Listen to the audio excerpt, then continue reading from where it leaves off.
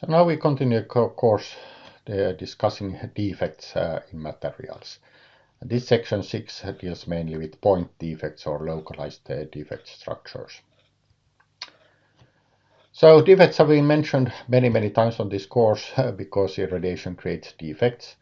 As said, we will now look at the point defects or small defects which are most commonly created right after irradiation. And here point defect is then defined that it's point-like without a significant extent in space. But we have to note that it's pretty obvious that crystals can have defects, but in fact also amorphous materials can have defects. We will mention this, and one can actually even have crystalline defects in an amorphous material, and we'll also give an example of this. And you may think that studying defects sounds nasty because it sounds like it's something bad, but in fact, in many cases, the defects have useful properties. And in any case, if you have a perfect crystal structure, you can lecture in a few minutes what the structure of the perfect crystal is, but after that, on the atomic level, there isn't much more to say. But when you start having defects, things get much more interesting. Just like in humans, a perfect human is a very boring person to know. And of course, none of us is perfect, so we have never known such a person, but you can imagine what it would be like. So, in general, we can classify defects according to their dimensionality. And this is the name point means obviously point-like, so that it has 0 dimensions. It's not extended in any dimension. Then obviously one can imagine talking about 1D defects, which would be linear defects. And out of these linear defects, by far the most important case of a linear defect is known as a dislocation. And this is something which section 9 of the course will deal with dislocations because they are so important. They have given their own section. Then we can have planar defects, which obviously means some planar structure or maybe a three-dimensional curved surface, which is a defect. And finally, one can have 3D defects, which means that they have an extent in the crystal which can exceed from a few nanometers to microns or even centimeters.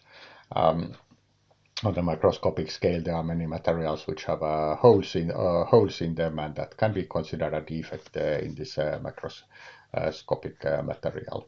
If you wish, emmental cheese, which is a cheese with big holes in it, which almost all of us have certainly eaten at some point in our life. In emmental cheese, you could call these spherical voids. They are a defect in the cheese matrix. So that's sort of the simplest time of volume defect voids, but there are others. One can have inclusions, which means that you have another material inside one material, kind of precipitates, which is a variety of this where something has precipitated in a region, and one can have amorphous zones, which means that in a crystal you have some amorphous regions. And we will actually describe these later in this section. But as said, we mainly deal with point defects and localized dislocations of their own section. However, it's already now good to note that one cannot define an exact limit what is a 0-dimensional point defect. Typically, people consider that if you have a few atoms not on perfect places, then you have a point defects. So if you say few is 2 to 3 atoms and atom size is 2 to 3 angstrom, you would say that you're roughly talking about a 1 nanometer. But there is no precise limit here, and it doesn't even make sense to describe a precise limit. And in section 6.8, we actually deal with volume defects, which are, however, rather small, typically nanometer size. And there it will become obvious that it's sort of impossible to define what volume of a small volume defect would be the limit from a point defect. So then there is another very important classification, and this is again one which is very easy to understand and has a well-defined limit. One is that if you have defect which only consists of the same atoms and elements which consist of the material in the first place, then you have an intrinsic defect.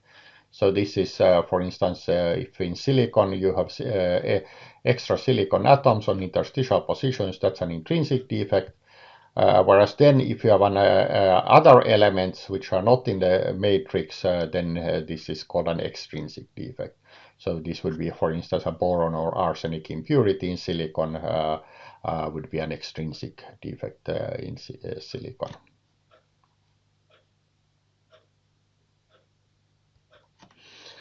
And now, starting to get more concrete, we can give examples of what the defects are. So the by far most simple defect to define is a vacancy. That is, if you imagine you have a crystal structure, remove one atom, then you have a vacant site, which is called a vacancy. And the opposite to a vacancy is if an extra atom in a crystal of the same type, then you have an intrinsic interstitial. Then if you have atoms of another type, they can be interstitial or substitutional. Substitutional means that the other atom type, impurity atom, is sitting on a lattice position, and this here would be a substitutional atom of larger size, and this here would be a substitutional atom of smaller size. Finally, the last simple point defect which is very commonly discussed is what's known as a Frenkel pair. And a Frenkel pair is defined simply as a vacancy plus an interstitial. In here, I've drawn the vacancy and interstitial to be quite close to each other. And this can sometimes be called a close Frenkel pair. But sometimes Frenkel pairs are considered to be the total amount of vacancies plus interstitials in a solid, even if they are very far from each other. So there is no requirement that a Frenkel pair is a small defect where the vacancy and interstitial are close by. And of course, if you have an infinite crystal, no surfaces, no sinks, nothing else, and started radiating it, then you make atoms form vacancies, and then you will have an equal amount of interstitials. So in this case, the number of Frenkel pairs would be exactly the same as the number of vacancies and exactly the same as the number of interstitials. But as we shall see, in many cases things are not that simple, and one may not be able to classify things just as vacancies or interstitials.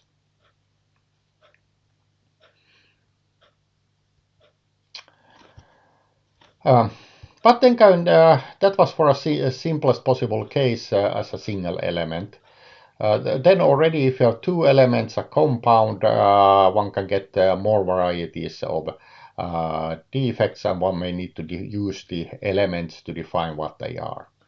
And in this case, I took gallium arsenide as an example for the defects type, but this is still a schematic image.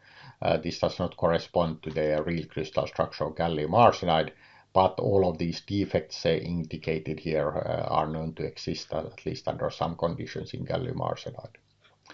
So for the vacancies, one can have a gallium atom missing, which is then a vacancy on a gallium position, or one can have an arsenic atom missing, which is then a vacancy on an arsenic position.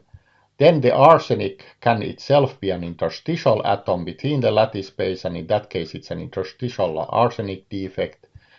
Then one can have also an arsenic on a gallium position, or gallium on an arsenic position. This is known as an anti-site defect, and this is something which obviously cannot exist in a single element material because it doesn't make any sense but it can exist in a compound that atoms are on the wrong lattice place. Then one can have Frenkel pairs, just as in the single element, except here you can also define which atom type forms the Frenkel pair. And then one can have substitutional atoms, like this here indicates a substitutional indium atom, and this here, there should be a small dot here, which is not visible for some plotting due to some plotting mistake apparently. But this here indicates a boron on an substitutional site. And if you're quite careful, you notice that in this case the substitutional boron substitutes for a gallium atom because this is originally gallium site. And here similarly the indium substitutes also for a gallium atom. And then you can also have boron in an interstitial position, like if you have an extra boron atom between the sites, then it's not a impurity boron interstitial defect.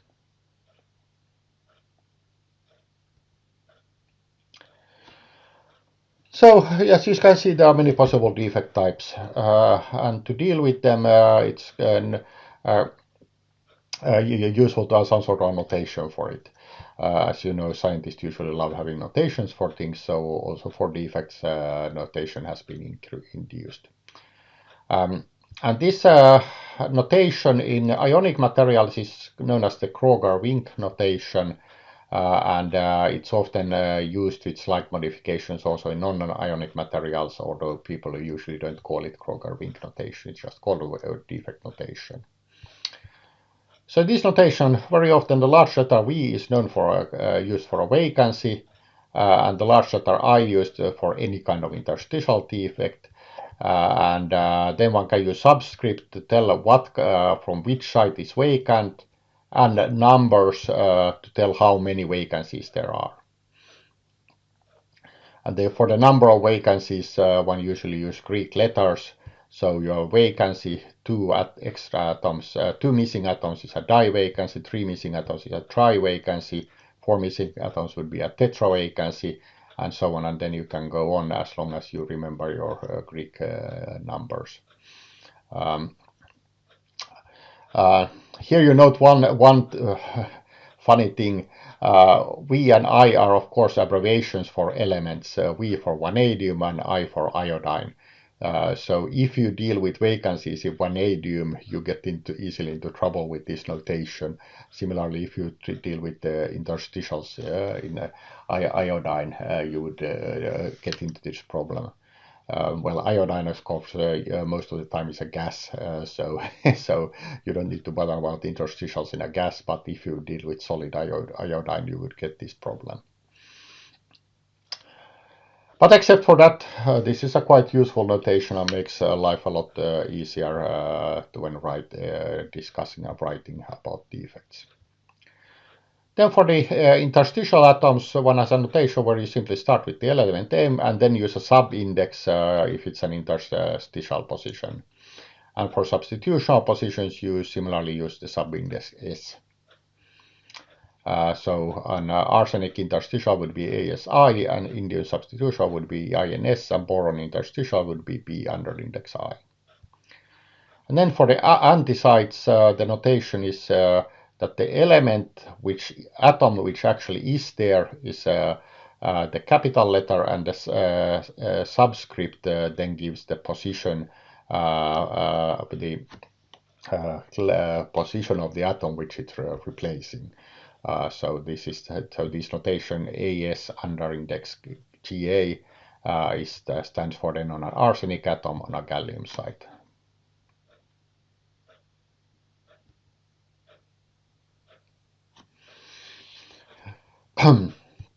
Well, so this was all simple schematic images. But it turns out very quickly when you start studying defects seriously that it's not this simple. And in fact, even the simplest possible defect, the vacancy, is not always as simple as plucking out an atom. And in the next slides, I'll show some examples of intrinsic point defects in three common metal structures and the diamond crystal structure. So first, here as a reference, here are the perfect crystal structures. So this is just to show how they are plotted. Face-centered cubic, body-centered cubic, and hexagonal close-packed, and the silicon or diamond crystal structure. And note for the silicon that sometimes it's useful to plot the silicon structure that you follow an atom row A, B, C, D, E, plotting it like this sidewise here. So this is the same atoms A, B, C, D, E, and these are illustrating the bonds. And this is just a way of plotting which makes this easier to understand the structure of some defects. So to start with the monovacancy is almost always this simple in metals. So it's simply leaving out an atom, like taking out one of the atoms from the crystal structure and leaving it there. Although it's pretty obvious that when you create this empty site, the atoms around it most likely relax a little bit inwards towards this site, and this is indeed the case. So there is a relaxation towards it, but otherwise it really is this simple. But when you get to silicon, things start already getting more complicated. So this is plotting the perfect silicon structure, and then in silicon it seems that the structure of the vacancy depends on the charge state. Because silicon is has a band gap and no free electrons, it's possible for defects to be charged. And in silicon, it's considered from quantum mechanical DFT calculations that the neutral vacancy, the vacancy with one extra electron, the V minus, and the vacancy with one missing electron, V plus, and the vacancy with two missing electrons, V plus plus, that this is the structure is basically just plugging out an atom. But if you have doubly negative vacancy, it looks like the vacancy structure, the atoms near around the vacancy completely reorganize. So now you have to look closely here. Gray lines indicate the initial perfect structure, and these circles and lines the reconstructed structure. So what has happened here is that you have actually two empty atom sites, but then one has an extra atom in the middle point of these extra missing atoms. So the net balance is minus 2 atoms plus 1 atom minus 1 atom. So this really is one missing atom. But crystal structure-wise, you actually have two empty sites and one extra atom between the two empty sites. And this is known as a split vacancy structure. And it has, since it was first described in silicon, there have been several other materials where it seems that this vacancy structure can actually split, at least in some charge states.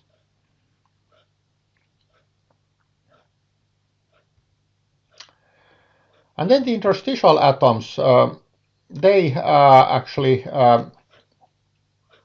almost always are not an extra atom in between lattice signs, the intrinsic interstitials, but instead they have what's known as dumbbell structures.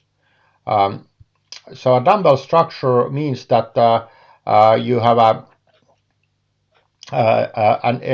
instead of putting in an extra atom, when you put in an extra atom, one lattice site sort of splits in two, and one gets two atoms which are sharing the same lattice site. So in this case here, these two atoms are sharing the lattice side, which initially in a perfect crystal would have been this atom in the middle.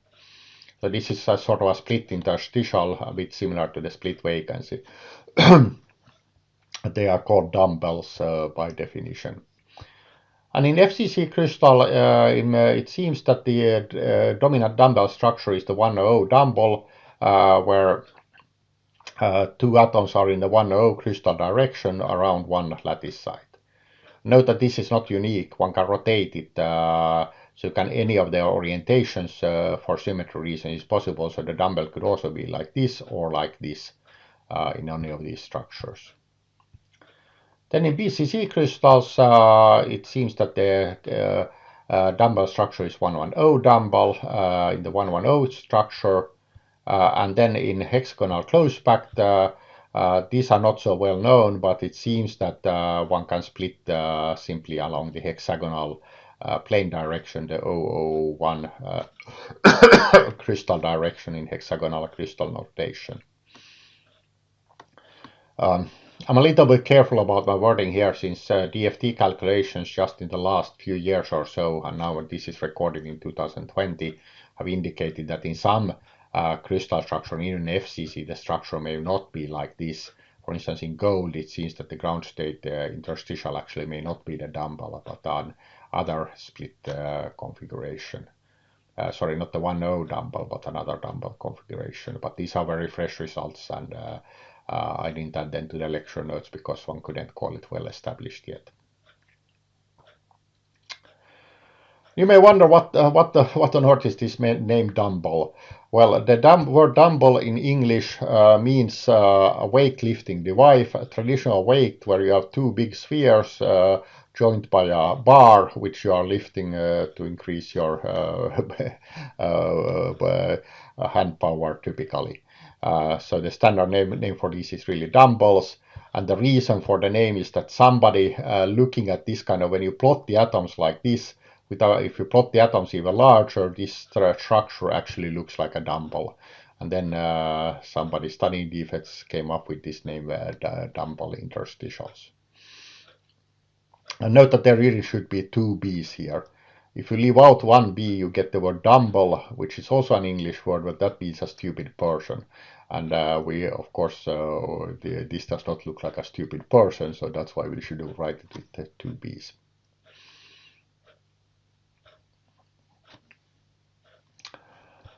But it's not quite this simple even then, because then there is a third type of interstitial structure which seems to be quite important in many BCC metals except iron. That is where instead of having two extra atoms sharing a site, you have one extra atom which squeezes into an atom row. So if you look carefully here, you see that in this atom row there is an extra atom, but it has been pushing the other atoms around, so it's not so easy to even say where exactly the extra atom is. Basically, there is a range of atoms which are all displaced from their lattice sites. And geometrically, this occurs easily in the 1-1 direction, so it can also be called the 1-1-1 crowd ion. And this word crowd ion or crowd ion is really used for this, which means each ion in metals you can call the atoms ion cores because the free electrons are around here. So you have a crowd of ions, which gives the name to the crowd ion. And even this is not even so simple. Most recent DFT calculation indicate that actually it's not a straight line, but that there is a little bit of a zigzag pattern in here along this configuration, so it's even more complicated than this.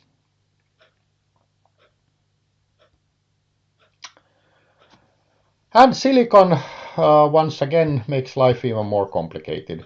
So the interstitial in silicon had at least two different structures which depend on the charge state. The neutral interstitial has a split 1-1-0 dumbbell structure, but it's not centered on the perfect site.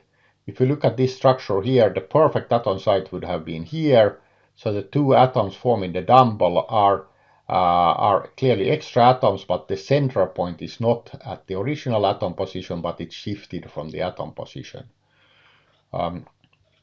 This may look quite counterintuitive, but the reason this is pretty stable is that these two extra atoms all have 4 bonds like equilibrium silicon.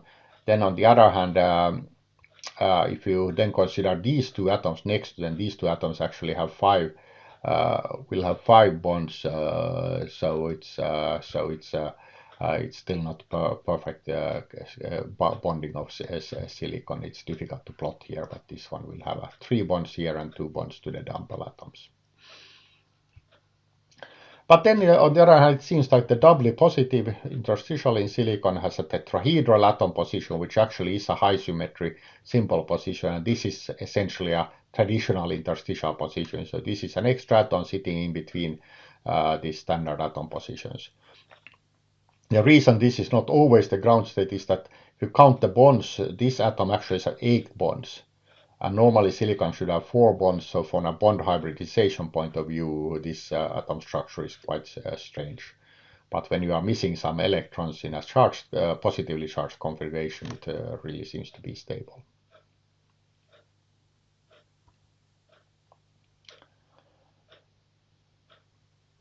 And I already mentioned that the atoms around a defect can reconstruct. The simple example was that atoms around a vacancy would contract inwards. But this can also be more complicated. because there are different symmetry reconstructions which are possible. And for instance, for the case of the vacancy in silicon, there are at least 3 different known possible reconstructions. So one is the simple one is symmetrically inwards, that all atoms symmetrically bond inwards. But then there is a pairwise reconstruction where they bond against each other in 2 atom pairs, starting to form a bond here. And then there is an outward configuration which may occur in some charge states as well. So as you see, these things quickly become pretty complicated when you look at the structure of even simple point defects.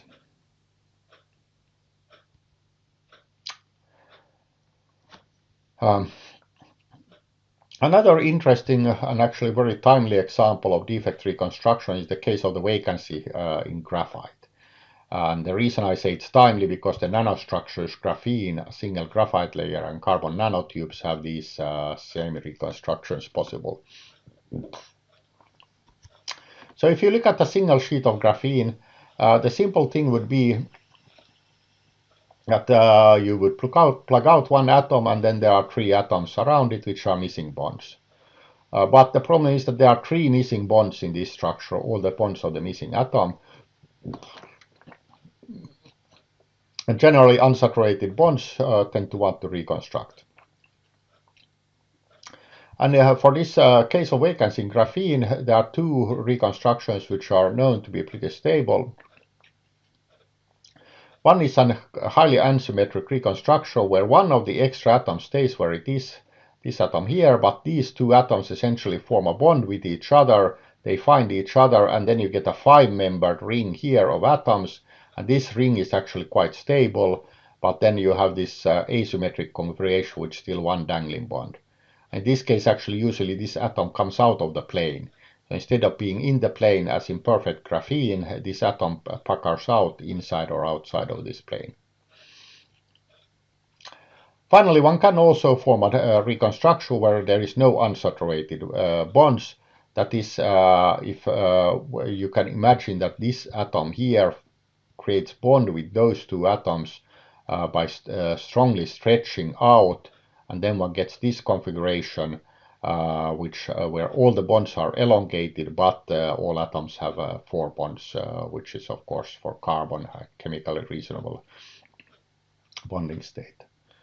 And it turns out that actually for the graphene, this case B is the ground state. Notice that it has least symmetry, but still because of the balance in bonding energetic, it's the ground state structure.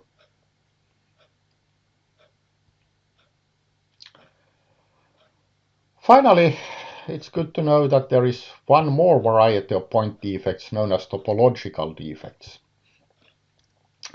And this means that in a topological defect, the amount of atoms is actually the same as in a perfect crystal, but the chemical bonding arrangement is not the same as in the normal crystal structure. And the probably easiest to understand case is the so-called stone whales defect in graphene or nanotubes. What happens here is that if this is a picture of perfect graphene, what you can imagine here is that you take 2 atoms in the graphene and break all the bonds of these atoms except with each other, and then flip them a bit more than 90 degrees and then reform the bonds. When you do this, you get this structure here. So after the bond reforming, what you have here, so in this case, these 2 atoms are the ones which have been flipped.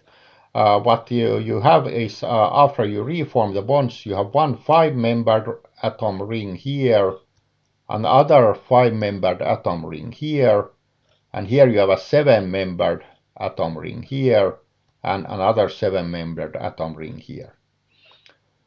So here you see that the number of bonds is exactly the same as in equilibrium, the number of atoms is exactly the same as in number equilibrium, but in equilibrium graphene, all atoms are in 6-membered rings, but in the stone whales defect, you have 2 5-membered rings and 2 7-membered rings. And the bond lengths obviously are not exactly the same as in equilibrium. Because of the difference in bond length and this difference in this breaking of the hexagonal arrangement, this is really a defect. It has a higher energy than the ground state structure. But once it's formed, it's very stable because there are strong covalent bonds, just as in regular graphene, and the bonding angle is almost 120 degrees for all bonds.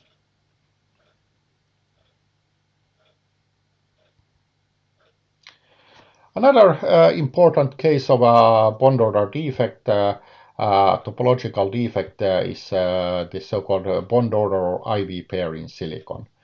And this is actually conceptually similar to the stone-Wales defect. You can imagine forming it by taking two atoms along the 110 row and rotate them about 90 degrees and then reform the bonds. And in this case, you get something like what's here. So you get a structure that where all atoms still have 4 bonds, but the order is swapped. Oops, sorry. So instead of the regular order you see in this picture, that very clearly the crystalline order is swapped. If you count the number of bonds, each atom still has 4 bonds. And this was found less than 20 years ago, or about more than 20 years ago, but still, considering how long defects in silicon have been studied, this can be considered pretty recent. And now it's believed to be quite important for amorphization of the silicon.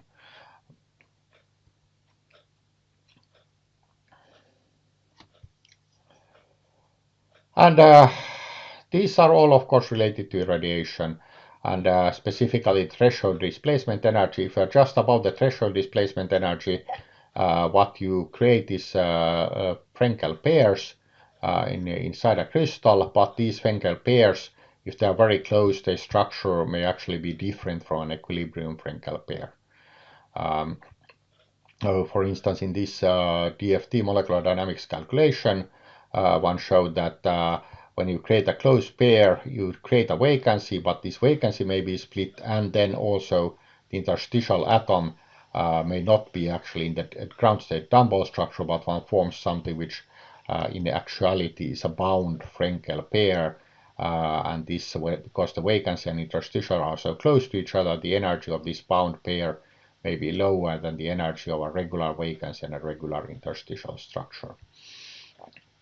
And so in a sense this can be called a bound Frenkel pair, but then one has to also specify that the structure is not the same as a regular regular crystal structure.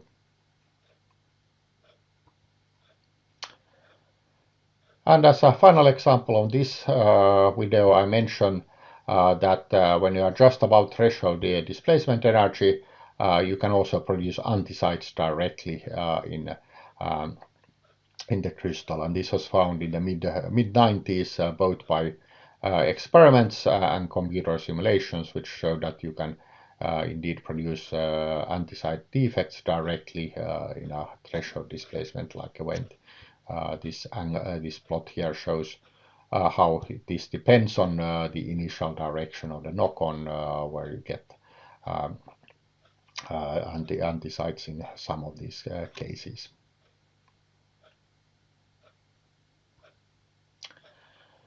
And this concludes the first part of the video. Next we'll go to equilibrium thermodynamics of simple point defects. But this concludes today's or this video segment.